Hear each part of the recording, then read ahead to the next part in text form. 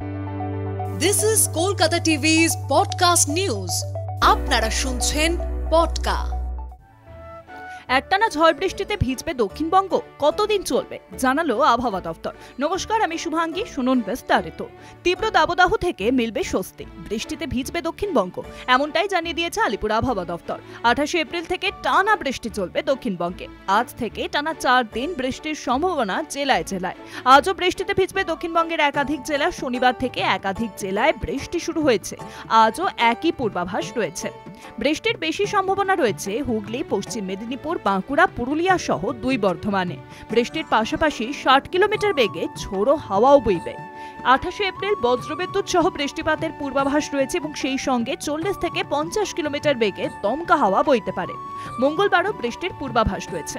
বৃহস্পতিবার পর্যন্ত রাজ্যে প্রায় সব জেলাতেই বৃষ্টি হতে পারে। দক্ষিণবঙ্গের 2-1 জায়গায় কালবৈশাখী সহ শিলাবৃষ্টির সম্ভাবনাও রয়েছে। শুক্রবার থেকে আবহাওয়ার উন্নতির সম্ভাবনা। টানা বৃষ্টির কারণে ভ্যাপসা গরমের হাত থেকে মিলবে মুক্তি। সোমবার কলকাতাতেও বিক্ষিপ্ত ঝড় বৃষ্টির পূর্বাভাস রয়েছে। কলকাতা এবং তার পার্শ্ববর্তী অঞ্চলে আজ দিনের সর্বোচ্চ তাপমাত্রা 34 ডিগ্রি সেলসিয়াসের কাছাকাছি থাকার সম্ভাবনা রয়েছে। পরবর্তী কয়েকদিন সেটা কমে 30 ডিগ্রি সেলসিয়াসের কাছাকাছি থাকার পূর্বাভাস। সর্বনিম্ন তাপমাত্রা 24 ডিগ্রি সেলসিয়াসের আশেপাশে ঘোরাঘুরি করবে। অপরদিকে উত্তরবঙ্গে টানা বৃষ্টির সম্ভাবনা রয়েছে। সোমবার ভারী বৃষ্টির পূর্বাভাস রয়েছে দার্জিলিং, জলপাইগুড়ি এবং আলিপুরদুয়ার জেলায়।